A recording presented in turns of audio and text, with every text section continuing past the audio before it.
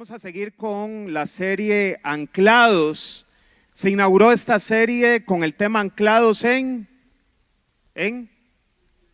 su fidelidad, que fue el tema de aniversario. El fin de semana anterior vimos Anclados en su poder y hoy vamos a ver Anclados en su bondad. Y mi deseo hoy es que el Espíritu Santo pueda revelar a su corazón y al mío lo que es la bondad de Dios. Porque intelectualmente todos creemos que Dios es bueno, intelectualmente, pero creerlo pueden haber brechas que necesitamos disminuir. Cuando la voluntad de Dios y la bondad de Dios es revelada a nuestro corazón, nuestras oraciones no solo se van a intensificar, sino que entenderemos que podemos confiadamente en cualquier momento arrojarnos al abrazo del Padre Celestial. El tema es que tendemos a creer o tener un concepto de bondad muy alejado al que puede tener el Señor.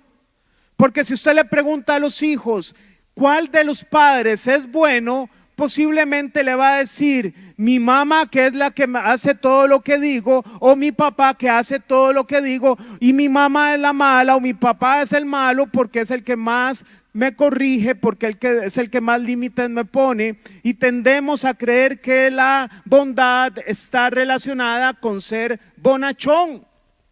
Se le pregunta a un trabajador quién es bueno, a un trabajador qué jefe es bueno para usted. Aquel que no se mete conmigo.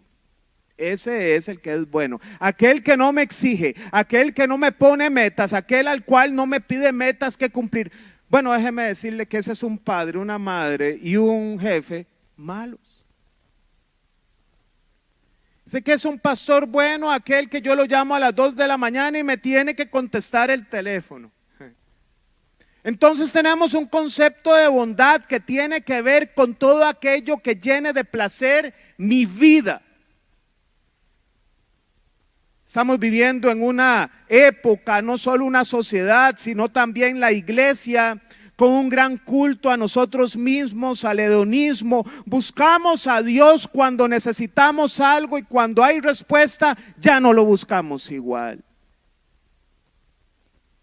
La vida y la bondad de Dios no están enfocadas en la satisfacción de nuestros propios gustos y deseos. La bondad de Dios, según la palabra de Dios, es hacer lo correcto, lo que es digno de aprobación, y está enfocada en lo que nosotros podemos hacer en favor de otros. Eso es bondad. Aunque de la boca para afuera podamos decir que nos alegramos cuando un compañero de trabajo lo promueven, tal vez en nuestro corazón decimos, mira, seguro es un gran brocha, ¿qué brocha? Seguro es un compresor de pintura ese chaval o esa chavala. Yo vengo temprano y a mí no me pasa lo mismo. Bueno, ahí definitivamente descubrimos una verdad que el Señor Jesús dijo: solo Dios es bueno. Sí, solo Dios es bueno. Usted dice, pero es que mi abuelita, usted no sabe lo que era mi abuelita, ¿cómo usted va a decir eso? Bueno, Lucas 18:19 dice, hablando del hombre rico, dice otras versiones, en Lucas 18:19, en los otros evangelios, en Lucas 18:19 le habla de un dirigente y dice, cierto dirigente le preguntó, maestro bueno, ¿qué tengo que hacer para heredar la vida eterna? ¿Por qué me llamas bueno? Respondió Jesús. Nadie es bueno sino, no lo digo yo, lo dijo Jesús. Solo Dios es bueno. Claramente ahí hay una retórica implícita del Señor Jesús, porque el dirigente, ahí le dice al dirigente, ¿por qué me llamas bueno? Bueno es solo Dios. Si me llamas bueno es porque el que está enfrente tuyo es Dios, porque solo Dios es bueno. Y el tema es que nosotros como creyentes podemos tomar decisiones que nos parecen buenas, pero no son buenas. Decimos, Señor, esa persona no te conoce, pero yo quiero casarme con esa persona. No te conoce, pero hay en el camino Uy, este ejemplo sí lo doy porque vieras que las consejerías tienen que ver mucho con eso. Pero la palabra de Dios dice que no se junten con yugo desigual. No, pero Dios sabe. Dios sabe. Bueno, entonces realmente nuestras obras no tienden a ser bondadosas, sino que estamos haciendo lo que nuestra vida o nuestro intelecto considera que es bueno. Proverbios 14:12 y 16:25 dice la misma cita: hay caminos que al hombre le parecen rectos, le parecen buenos, pero que acaban por ser caminos de muerte. Vea, es que yo me voy a meter en esa deuda, sé que voy a quedar hasta el cuello, pero para eso Dios me va a dar fuerzas, porque escrito está en el famoso Filipenses 4:12 y 13: todo lo puedo en Cristo que me fortalece. Bueno, y tratamos de conjugar todas las cosas para salirnos con la nuestra, como que si Dios, con Dios nos podemos salir con la nuestra. Dios no puede ser manipulado, nunca. Y al final nos damos cuenta los golpes de la vida, de las decisiones que tomamos, y decimos: Señor, ¿por qué no hice caso? ¿Por qué no escuché tu palabra? Pero aprendemos que Dios es el único que sabe lo que te beneficia, que es lo mejor para vos, para tu cónyuge, para tus hijos, para los hijos de tus hijos, por una razón sencilla: porque nadie nos ama como Dios nos ama. Él nos ama intensamente. Él se place en amarnos. Y como lo he dicho ya muchas veces, mi esposa siempre me lo dice cuando tengo un problema y llego con más cara de loco que la que tengo: recuerde que usted solo ve un pedacito de la historia y Dios ve todo el panorama. Cada vez que me lo dice me cae mal, porque yo quiero que ella llore conmigo, se estrese conmigo, pero no logro eso todavía. Pero entiendo que tiene toda la boca llena de razón. Así que le pido que me acompañe a orar, por favor. Padre, en el nombre de Jesús ponemos esta palabra en tus manos. Rogamos que tu bondad sea revelada a nuestros corazones, Padre. Rogamos, Señor, que nos ayudes a entender que tú eres un Padre bueno, que esa es tu esencia, que ese es tu carácter. En el nombre de Cristo Jesús. Amén. Quisiera hoy exponerle 3 aristas que considero importantes de la bondad. Y la primera arista que le quiero compartir es que es la bondad derivada de la cruz. La bondad de la cruz. El Salmo 23 fue escrito por David. David era una persona que se anticipó a lo que el Señor iba a hacer en la cruz del Calvario. Y el Salmo 23, el salmo más, junto al 91, más leído, más nombrado, más recitado, hasta en un canal de televisión, no sé si todavía lo ponen, pero que desde chiquitillo lo ponían antes de las transmisiones. Es un salmo lleno de profecía de lo que Jesús iba a hacer en la cruz del Calvario. David era un hombre que se anticipó a la gracia, ¿recuerdan? Tenía un corazón conforme al corazón de Dios. El Señor le dijo a Salomón: sé perfecto como tu padre David. Aquel que sí una vez pecó, aquel que sí que tomó la mujer del prójimo y mandó a matar al esposo para decir: ahora sí que quedó viuda, ahora es mía. Ya la ley no me lo impide. Pero se olvidó que Dios nunca puede ser burlado, que su ojo nadie lo puede tapar. Y él va y sigue como que si la vida normal, como que si no ha pasado nada. Y llega el profeta Natán y le cuenta aquella historia: mira, hay un hombre que tuvo una ovejita y otro que tuvo muchas ovejitas. Y el bandido que tuvo muchas ovejitas invitó a cenar a unos invitados suyos, valga la redundancia, y en lugar de matar una de sus ovejitas, tomó de aquel que solo tenía una. David se enfurece, se pone de pie y dice: tráiganme ese hombre, porque ese hombre merece morir. Y él no sabía que estaba dictando su propia sentencia de muerte. La ley decía que él merecía la muerte por adúltero y por asesino. Pero él escribe el Salmo 51. Él se anticipó a la gracia. La ley decía muerte, pero él se anticipa a la gracia. Escribe el Salmo 51: Señor, lávame, renueva un espíritu dentro de mí. ¿Y sabe qué dice ese bandido en el Salmo 51? y entonces haré que los transgresores vuelvan al camino. Él se anticipó tanto a la gracia que decía, no solo sé que me perdonas, no solo sé que me vas a dar un corazón diferente para no volverlo a hacer, sino que me vas a hacer predicador. Oí. Él conoció a Dios de una forma diferente a la gente de su tiempo. Es el personaje del Antiguo Testamento que mejor conoció a Dios. Y él escribe el Salmo 23, y yo quiero hacer un match del Salmo 23 con Juan capítulo 10. Porque el Señor Jesús habla de lo que es ser un pastor y está muy relacionado a lo que David dijo que haría como papel el Señor como pastor.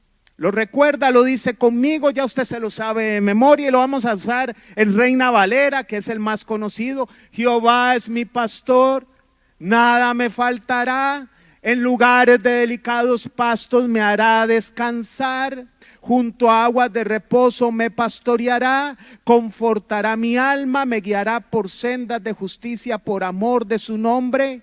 ¿Qué más sigue? Aunque ande en valle de sombra de muerte, no temeré mal alguno, porque tú estarás conmigo. Tu vara y tu callado me infundirán aliento. Aderezas mesa delante de mí en presencia de quienes me angustian. Unges mi cabeza con aceite, mi copa está rebosando. Ciertamente el bien y la misericordia me seguirán todos los días de mi vida. Ese es un salmo donde están toda la bondad de Cristo derramada en la cruz del Calvario. Era profético, era el pacto mejor.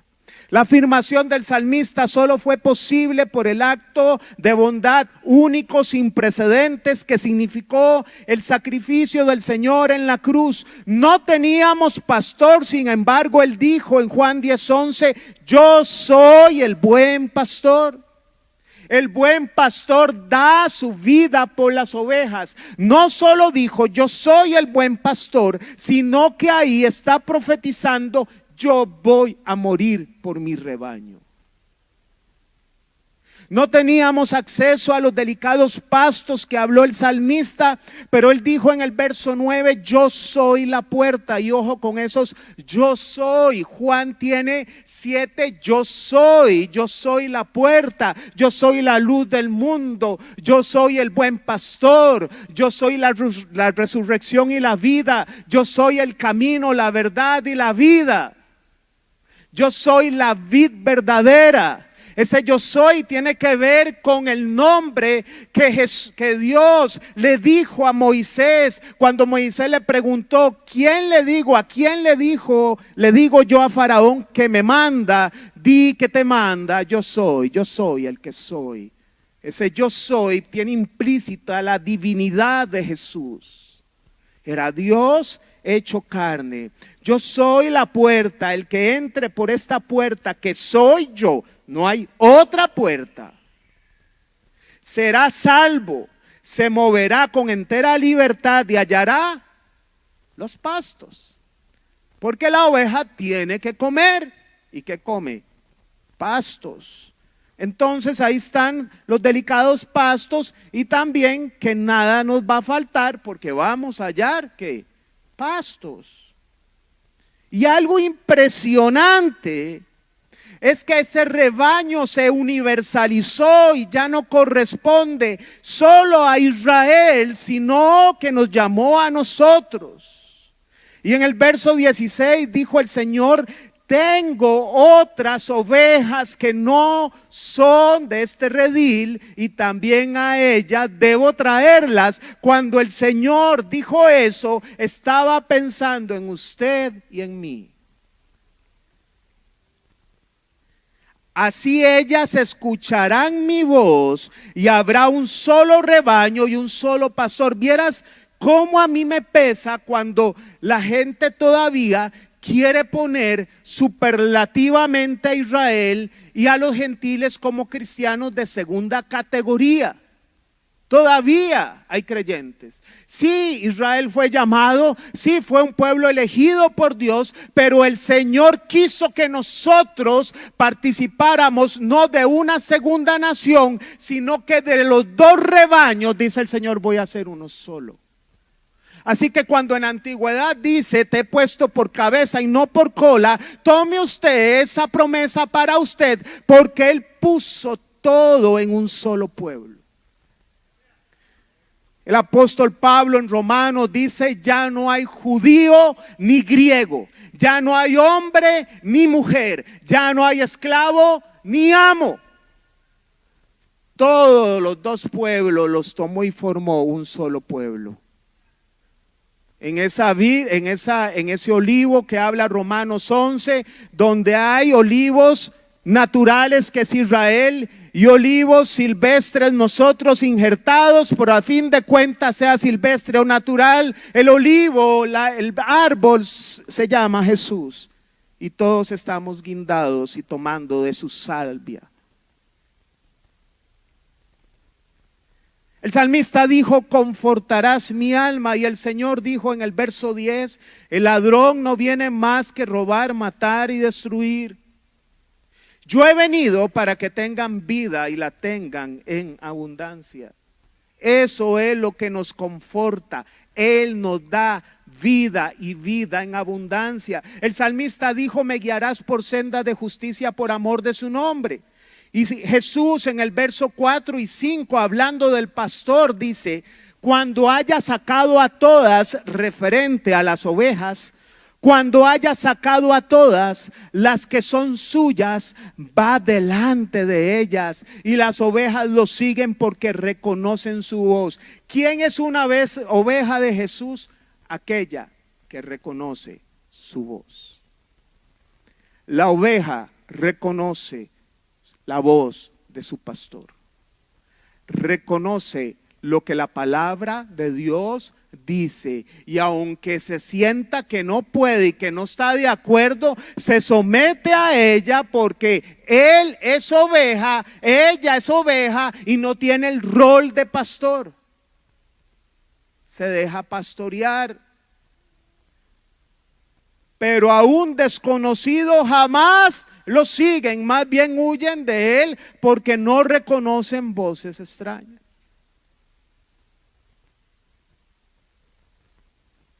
Yo conté aquí, lo voy a contar porque la persona ya no está, y si oye la transmisión, pues que Dios lo bendiga y que reciba la palabra de Dios.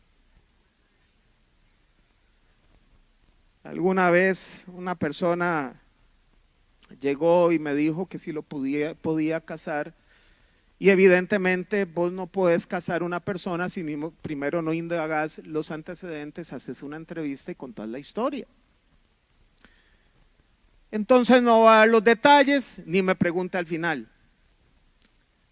Pero la persona no se podía casar, venía historias de infidelidad los dos, etcétera, etcétera, y no, yo no te voy a casar. La persona no me había dicho que primero había buscado al pastor Marco y el pastor Marco le dijo que no, andaba viendo quién lo casaba.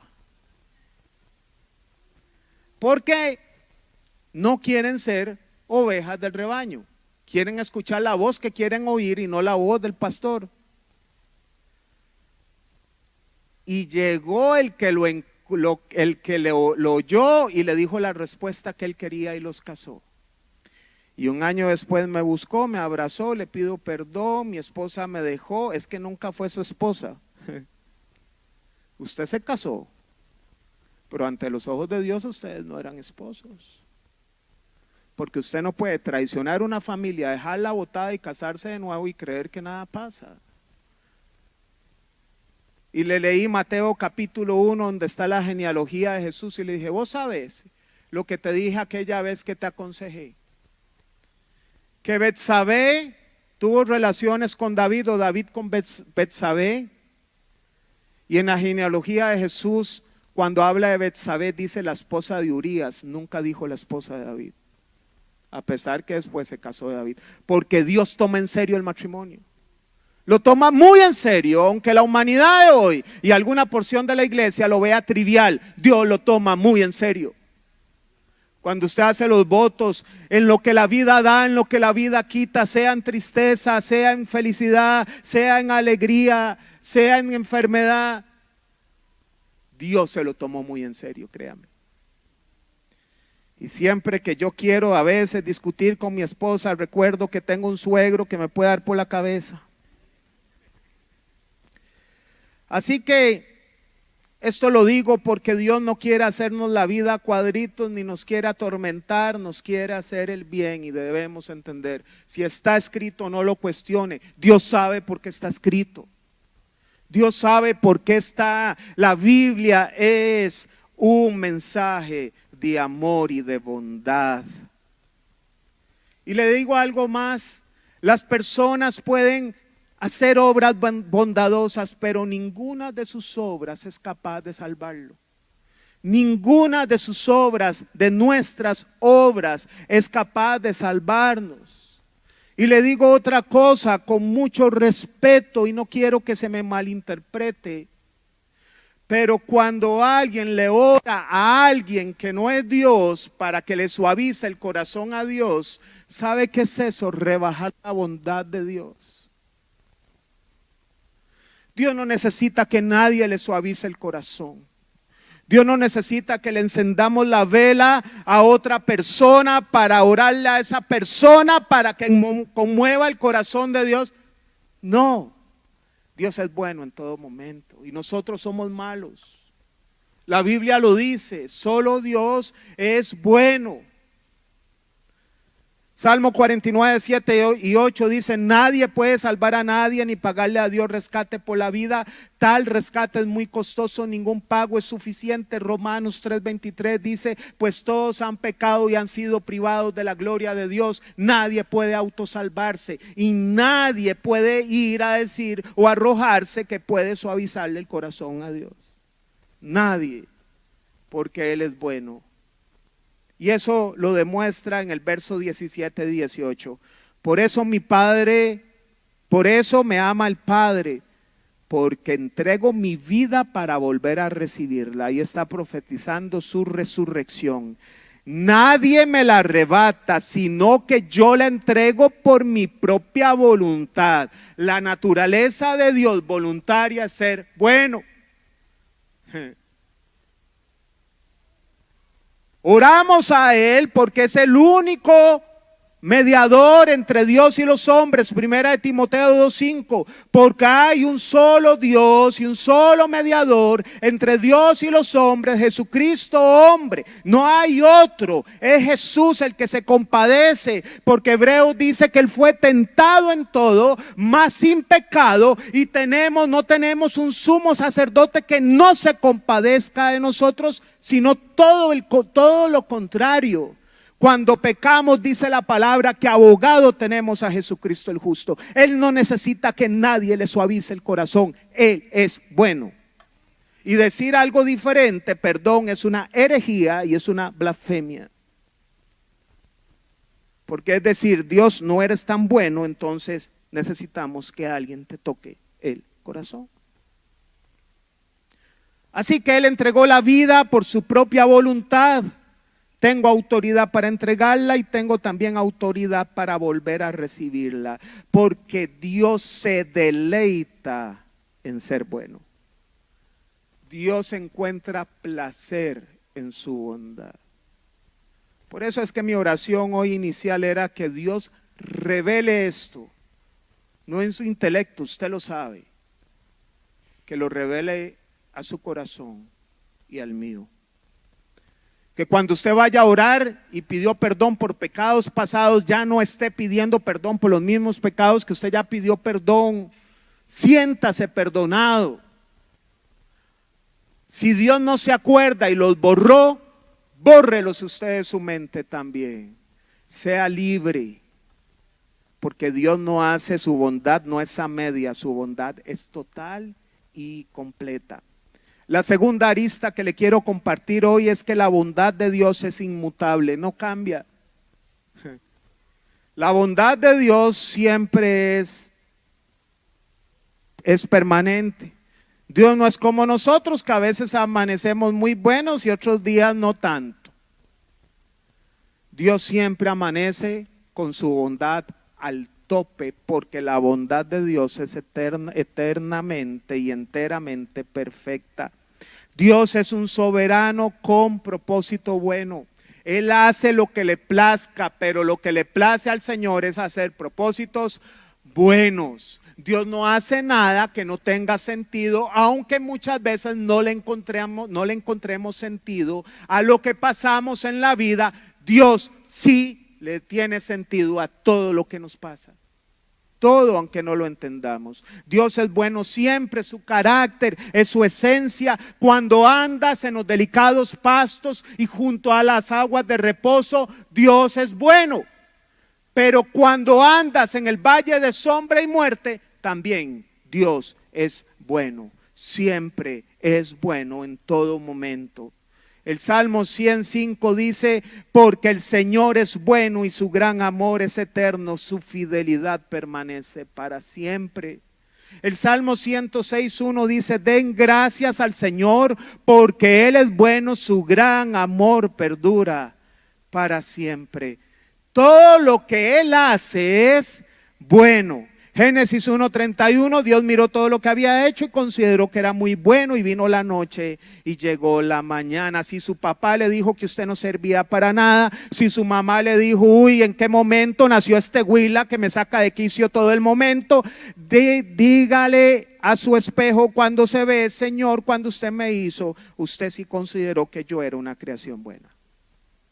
Y la verdad de Dios tiene que imponerse a cualquier experiencia de vida que nosotros tengamos. No podemos asumir verdades por experiencias de vida. Tenemos que someterla a la verdad de Dios. Si una mujer le fue mal con una persona, con un esposo, y abandonó, su experiencia le podría llegar a decir: todos los hombres son iguales, desgraciados, infelices. Esa es una experiencia de vida, no es la verdad. O un esposo puede decir: todas las mujeres son unas gastonas, les incomoda la plata, está averiguando cuál es mi cuenta para vaciarme rápido. Bueno, no todas son así. Podemos, a través de nuestras experiencias de vida, poder creer o asumir mentiras como verdad. Pero lo cierto es que todo lo que Él hace es bueno, y Dios no se equivocó cuando le hizo a usted. Todo lo que Él da es bueno. Santiago 1:17: toda buena dádiva y todo don perfecto descienden de lo alto, donde está el Padre que creó las lumbreras celestes, y que no, ¿qué dice? Él es bueno siempre y que no cambia. Él nunca cambia, no cambia como los astros. Él es el mismo ayer, hoy y por los siglos, dice Hebreos 13:8. Amén. Todo lo que ofrece es bueno. Apocalipsis 22:1-5, esta es la oferta que el Señor está vigente. Es una oferta por tiempo limitado, eso sí. Como el anuncio, los anuncios, oferta por tiempo limitado. Pero lo que Él ofrece es bueno. Apocalipsis 22:1-5, luego el ángel me mostró un río de agua de vida, claro como el cristal, que salía del trono de Dios y del Cordero, y corría por el centro de la calle principal de la ciudad, hablando de la nueva Jerusalén.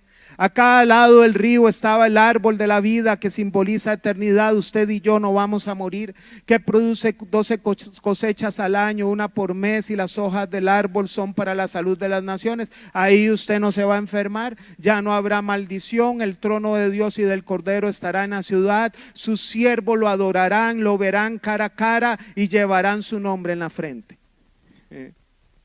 Ya no habrá noche, no necesitarán luz de lámpara ni de sol, porque el Señor Dios los alumbrará y reinarán por los siglos de los siglos. Antier salimos a un lugar a hacer un mini paseo, y mientras mi esposa estaba ahí con mi hija y la chiquitina en la piscina, mi hijo se quedó a conversar conmigo y me comentaba acerca de Isaías 6. Acerca de las criaturas celestiales, Isaías 6 describe los serafines, según la descripción que hace Isaías en el capítulo 6, eran seres o son seres de 6 alas, con 2 alas vuelan, con 2 alas se tapan el rostro y con 2 alas se tapan los pies. Y conversando de eso le decía a Josh, eso implica que la gloria del Señor es tan grande que estos seres no pueden ver a Dios. Están en el cielo, pero no pueden ver a Dios. Era como en el propiciatorio, en el arca del pacto que estaba en el lugar santísimo. Habían 2 figuras de querubines que se veían, que se estaban agachados con sus alas extendidas porque no pueden ver la gloria de Dios. Pero el Señor le dice que usted y yo le vamos a ver cara a cara. Lo que ni los ángeles, ni los arcángeles, ni los serafines, ni los querubines, usted y yo sí, porque Dios te hizo esposa. ¿Y qué esposa no ve el esposo a la cara? Eso es lo que nos espera a nosotros. Es un Padre bueno, Mateo 7:11, pues si ustedes aún siendo malos saben dar buenas cosas a sus hijos, cuánto más su Padre que está en el cielo dará buenas cosas a los que se las pidan. Así que recuerde, Dios es bueno siempre. Y el problema y el dilema filosófico ya trillado de por sí, ya hasta que me cae mal a mí como creyente, es ¿por qué si hay un Dios bueno, por qué permite el mal? Pregunta trillada.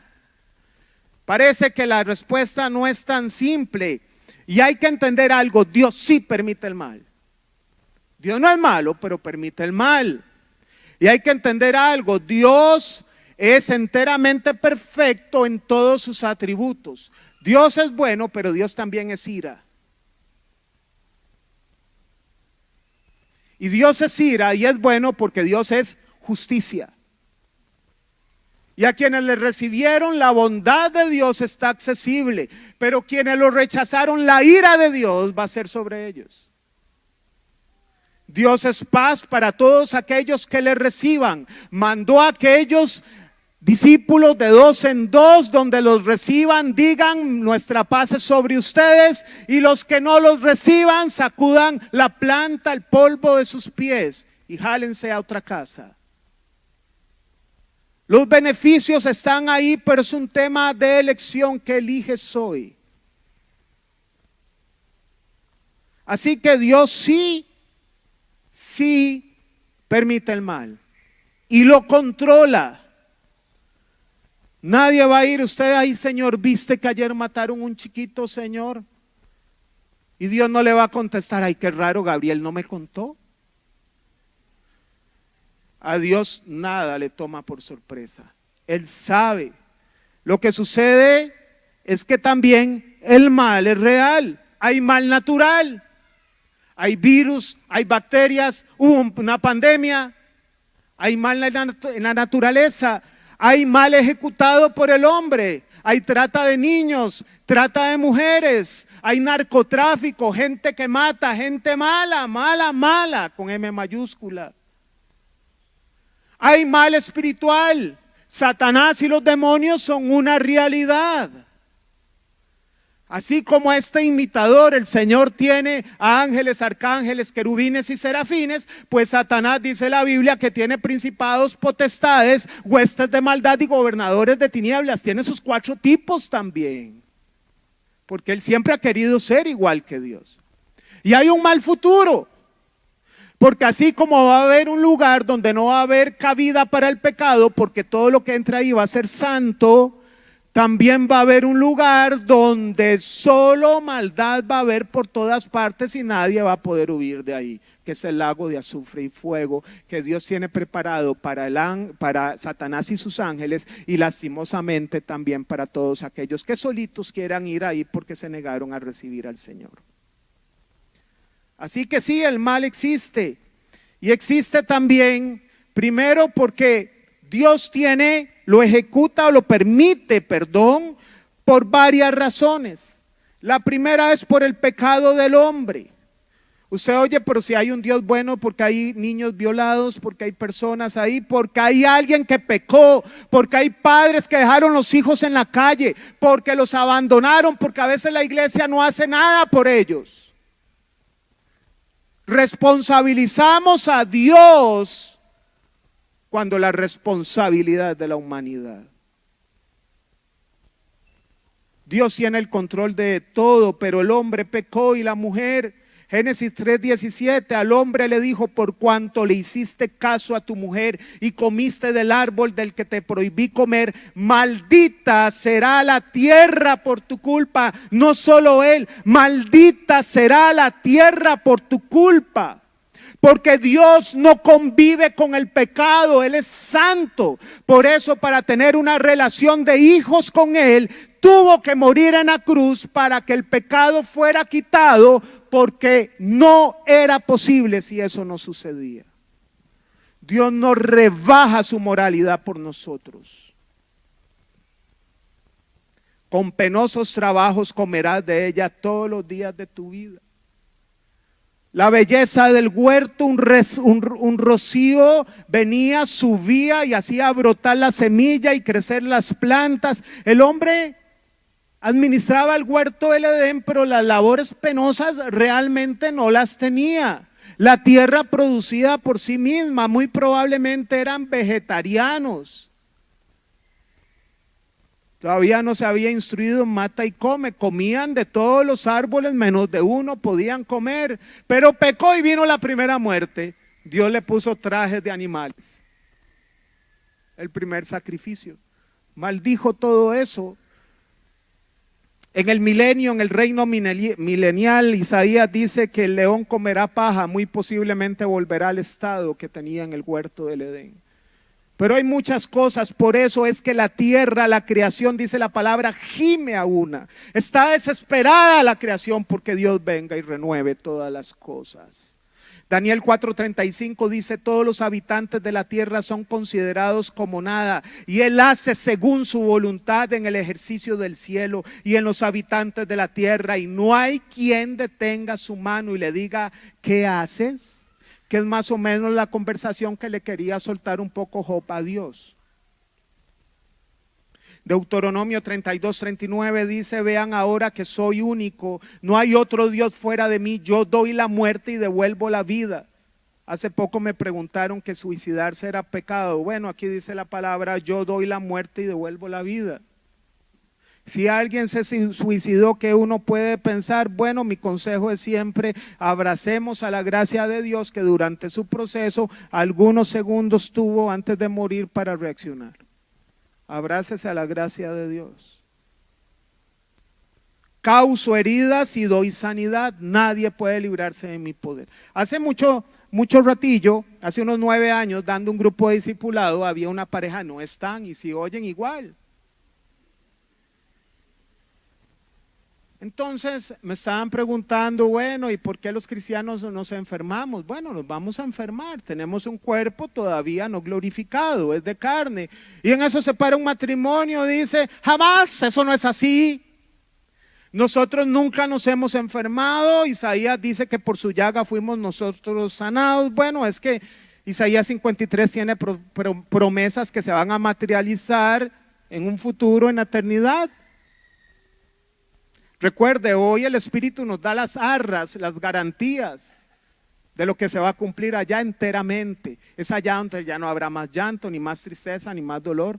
Entonces insistió y le dijo: mira, vieras que Pablo a su colaborador Timoteo, pastor de la iglesia de Éfeso, le dijo: tomate unas copitas de vino. Y aclaro, el vino de aquel tiempo no tenía tanto grado de alcohol. Si es aquí, tómese un gotero. Porque pues van y se lo echan y dicen que yo los promoví.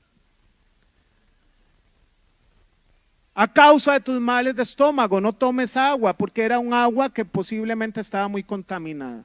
Entonces ustedes son más cargas que Timoteo. Es que me punzaron mucho. ¿Sabe qué dice la palabra también? Pablo dijo que Epafrodito, su colaborador cercano, enfermó gravemente, pero el Señor se compadeció de él para no añadir a mi tristeza más tristeza. A usted más carga que el colaborador cercano de Pablo. ¿Ve que vaciló? Que esa gente daba la vida por el Señor. Porque a veces nosotros tenemos una interpretación que tiene que ver con el concepto de bondad para mí de la superfe, que a mí no me tiene que pasar absolutamente nada. ¿Cómo veríamos la gloria de Dios y cómo dependeríamos de Él y cómo oraríamos si no es porque la vida no es tan fácil? Dios permite el mal porque Él es justo. Juan 3:16, esta es la causa de la condenación, que la luz vino al mundo, pero la humanidad prefirió las tinieblas a la luz porque sus hechos eran perfectos. Permite para la formación de nuestro carácter. El apóstol Pablo, cuando recibió las visiones del paraíso que nadie las había recibido, él escribe en 2 Corintios 12:7-9, para evitar que me vuelva presumido, o sea, para evitar que fuera un juegue vivo. Por estas sublimes revelaciones una espina me fue clavada en el cuerpo, es decir, un mensajero de Satanás para que me atormentara. 3 veces le rogué al Señor que no la quitara, pero Él me dijo, te basta con mi gracia. O sea, no se la quitó. Hay formación porque Dios tiene que trabajar nuestro carácter. Dios le permitió a Satanás tocarle a Job sus bienes, su cuerpo con una sarna increíble que se rascaba con una teja, y sus hijos. Job era el hombre más íntegro de la tierra, pero había una situación que hay que leerla, estudiarla para comprenderla. Job acudía a sus obras de justicia, pero el Señor le iba a revelar que él tenía lo que tenía, no porque era justo, sino por la gracia de Dios. Y al final él dijo algo que si no hubiera pasado por todo lo que había pasado, no lo hubiera dicho en Job 42:5, de oídas había oído hablar de ti, pero ahora te veo con mis propios ojos. La verdad que conocía intelectualmente ahora fue revelada a mi corazón. Ahora sí te puedo ver. O Pedro, ¿se acuerda Pedrito que decía, mi alma pondré por ti, mi vida pondré por ti? El Señor le escribió en Lucas 22:32, Simón, Simón, mira que Satanás, otra vez Satanás. Dios le permitió a Satanás tocar a Job. Dios me manda un mensajero de Satanás a Pablo y ahora le permite a Satanás zarandear a sus discípulos, porque no fue solo a Pedro. ¿Sabe qué es una zaranda? ¿Sí? ¿Se acuerdan? Cuando usted ponía la arena en la zaranda para que saliera todo lo finito. Bueno, Dios quiere sacar todo lo finito y dejarlo grueso ahí. Y eso duele. Que lo diga yo, Padre Santo. Simón, Simón, mira que Satanás ha pedido zarandearlos a ustedes como si fueran trigo. ¿Qué espera usted que le hubiera contestado el Señor? Pero yo le he dicho a Satanás, te reprendo, te ligo, te amarro. Todo lo que la cultura evangélica puede decir. Pero el Señor dice, pero yo he orado por ti para que no te falle la fe. O sea, que viene, pero que cuando venga que no te falle la fe. Al final le falló 3 veces, pero era parte de su formación. Porque al final Pedro sí iba a dar la vida por su Señor. Y John Fox, historiador de los mártires de la fe, dijo que murió crucificado. Al final sí la entregó. Estaba preparando su carácter. Dios permite también porque nos disciplina. El salmista dijo, tu vara y tu callado nos infundirán aliento. Cuando una oveja se va, el callado, que es como un bastón, la agarra del cuello y venga para acá, papá. O su vara. Porque un hijo a quienes no se le pone límites es un hijo que nunca se va a sentir amado. Un hijo al que no se le pone límites, papá y mamá, va a crecer creyendo que en el trabajo va a poder hacer lo que le da la gana y no va a durar en ningún trabajo, ni va a poder ser tan exitoso como papá y mamá quiso. ¿Sabe? Nosotros, la generación X, hay baby boomers y generación X. ¿Quién es generación X? Ahora todos son centennials y millennials. Recibimos algunas cosas y yo he estudiado mucho el tema. Resulta que nuestros abuelos recibieron muchas propiedades de herencia, pero hubo un momento donde ellos no heredaron. La generación X nos tocó salir del cole y no recibimos un lote ni nada, muchos. Y entonces Salimos del cole a buscar trabajo y a estudiar en la noche. Y nos costó tanto la vida que ahora tomamos a nuestros hijos y los metemos en una burbuja. Ay, no, ¿cómo va a trabajar y a estudiar? Pobrecito, pobrecita. Entonces creamos una generación ahora que le va a costar tomar decisiones porque no los enseñamos a enfrentar la vida. Cuando yo caso, uno de los últimos matrimonios que casé, el anterior, recuerdo que volví a ver a los padres que entregan a sus hijos y le dije, el cuarto donde él vivía en su casa, reúnase con su esposo y hagan algo bonito donde saquen la cama, donde no haya espacio para una cama. Que no sea una segunda opción volver. Si él quiere volver, que haga su vida en otro lado, pero que esta no sea una opción. Y se los digo en serio. El hijo pródigo, hasta que salió de la casa del padre y fue víctima del mal por su causa, y vio que quería comer, tenía ganas hasta de comer la comida de los chanchos, cayó en cuenta y se dio cuenta que había casa donde sí había bondad, pero entendía que no podía comportarse, perdón la expresión, como un chancho dentro de la casa. Podía volver con un corazón arrepentido. Dios lo permite porque el mal no es porque Dios es malo, es porque Dios es bueno, para que reaccionemos y volvamos a la sombra de sus alas.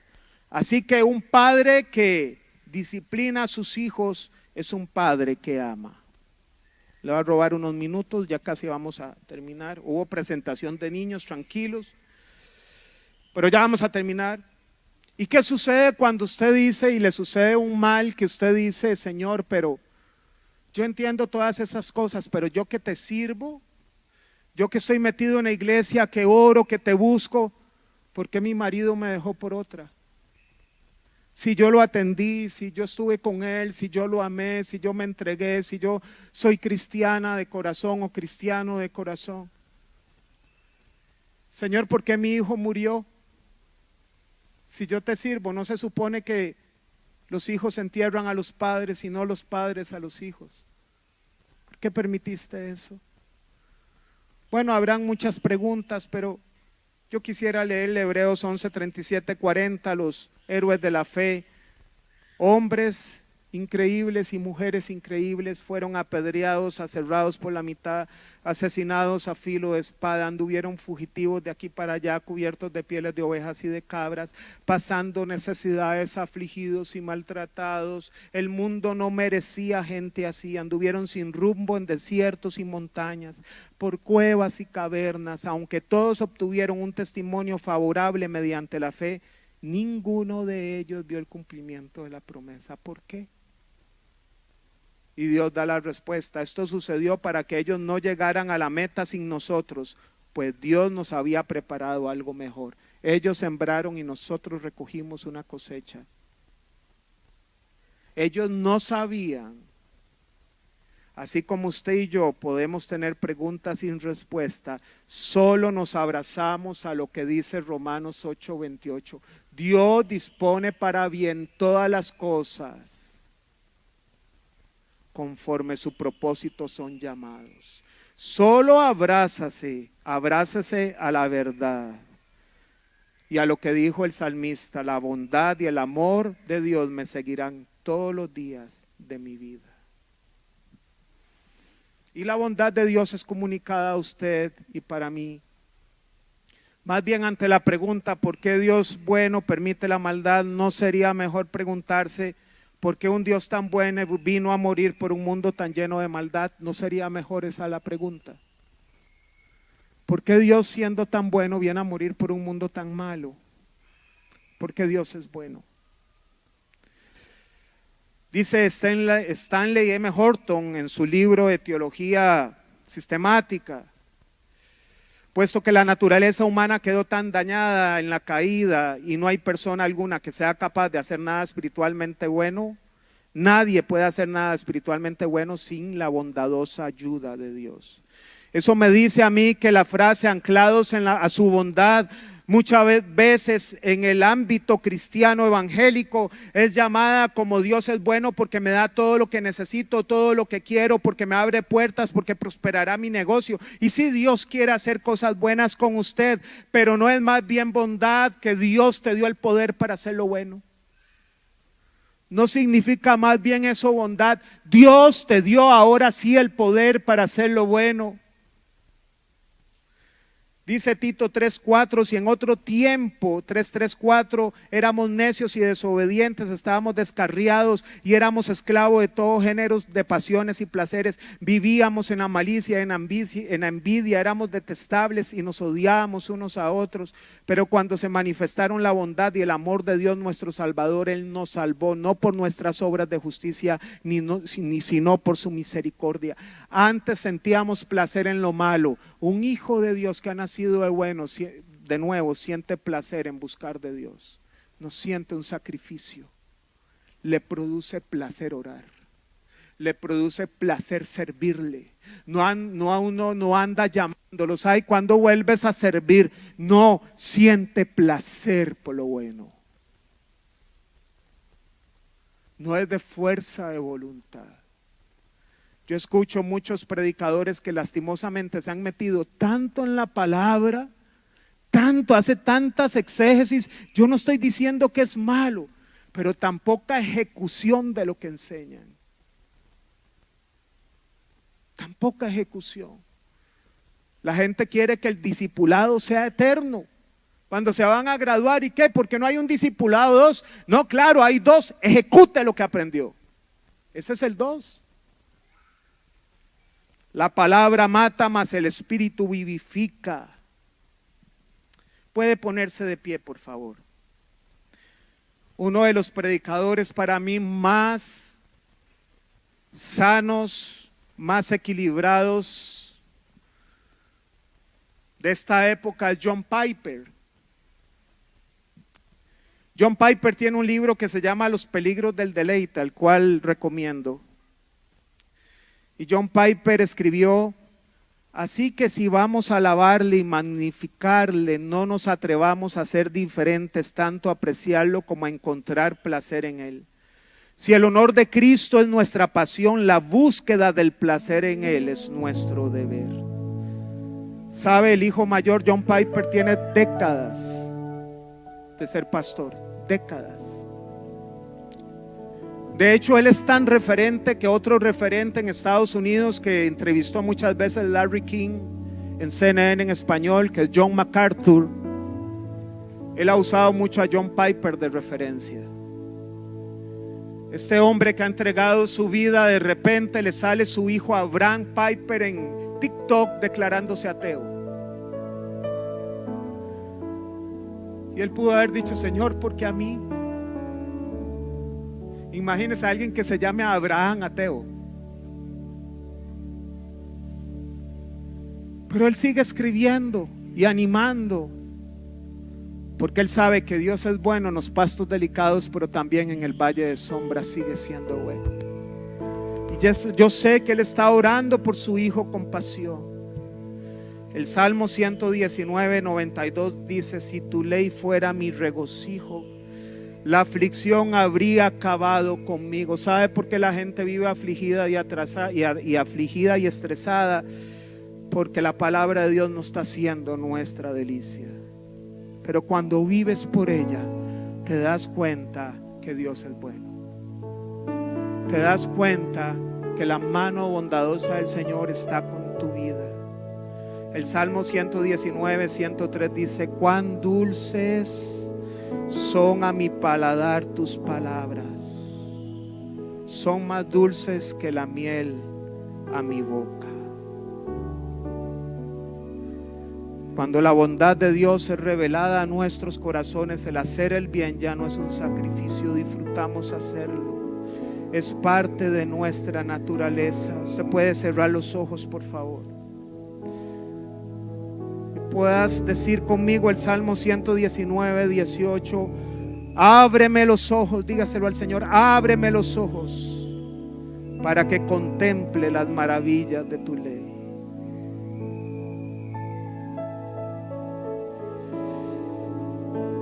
Vamos a cantar esta canción, Bueno es Dios, y póngale atención a esta letra. Y si usted está pasando una situación difícil, Dios es bueno. Si usted está pasando las mieles de la bonanza, es porque Dios ha sido bueno.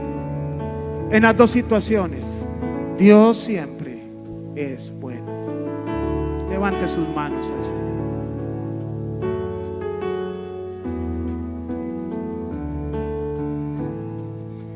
Rey de mi corazón, agua que sacia mi sed, monte al que subiré, oh mi canción. Rey de mi corazón, sombra que me esconderá, rescate en tempestad, oh mi canción. Bueno es Dios, oh, bueno es Dios, bueno es Dios, oh, bueno es Dios. Rey de mi corazón, viento que llena mi ser, mi ancla firme y fiel, oh mi canción.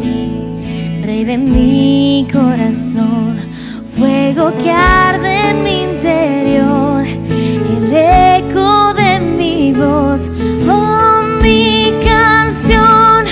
Bueno es Dios, oh, bueno es Dios, bueno es Dios, oh, bueno es Dios, bueno es Dios, oh, bueno es Dios, bueno es Dios, oh, bueno es Dios. Tú no me fallarás, tú nunca me fallarás. Tú no me fallarás, tú nunca me fallarás. Tú no me fallarás, tú nunca me fallarás. Tú no me fallarás, tú nunca me fallarás. Tú no me fallarás, tú nunca me fallarás. Tú no me fallarás, tú nunca me fallarás. Tú no me fallarás, tú nunca me fallarás. Tú no me fallarás, tú nunca me fallarás. Isaías 61, 1 al 3. El Señor nos dice lo que Él vino a hacer en la cruz para usted y para mí. Él fue enviado a sanar los corazones heridos. Hoy, si en su mente está perpetuamente la persona de alguien que le hizo daño, no se permita vivir en la cárcel de otra persona. Dios lo hizo libre. No permita que el daño de otro lo haga que usted sea esclavo de esa persona y usted viva en su cárcel. Salga de esa cárcel y reciba el ungüento del Señor sobre su corazón, sanando sus heridas, porque Él también vino a proclamar liberación a los cautivos y dar libertad a los presos. Salga de esa cárcel, salga de esa cárcel. Él vino a pregonar el año del favor del Señor y el día de venganza de nuestro Dios. Él es justo. Y todo lo que le hicieron daño, bendiga. Llegará el momento que el Señor va a aderezar mesa delante de todos los que te angustiaron. Él vino a consolar a los que están en duelo. Sabe, abrácese a una verdad. Todos nuestros parientes que han partido están en un lugar que no desean volver, donde ya no hay más llanto, ni tristeza, ni dolor. Eso tiene que confortar su alma y saber que nosotros vamos a ir a ese lugar. Él fue enviado a darles una corona en vez de ceniza, aceite de alegría en vez de luto, traje de fiesta en vez del espíritu de desaliento. Y ustedes serán llamados robles de justicia, plantío del Señor. Así que cantemos: Dios es bueno, bueno es Dios. Cántelo con todo el corazón para terminar. Bueno es Dios, oh, bueno es Dios, bueno es Dios, oh, bueno es Dios, bueno es Dios, oh, bueno es Dios, bueno es Dios, oh, bueno es Dios, bueno es Dios, oh, bueno es Dios, bueno es Dios, oh, bueno es Dios. Dios es bueno, siempre bueno. Dios es bueno en los inviernos y en los veranos. Dios es bueno en los pastos delicados y en los valles de sombra. Y cuando no lo entiendes, solo ten presente que Dios está ejecutando su voluntad, la cual es buena, agradable y perfecta en sus vidas y en sus familias. Y como termina el Salmo 23, que la bondad les siga a ustedes, pueblo, todos los días de su vida, y con la esperanza firme que en la casa del Señor moraremos por largos días, por siempre. Amén. Que Dios los bendiga, que la paz de Dios sea sobre ustedes.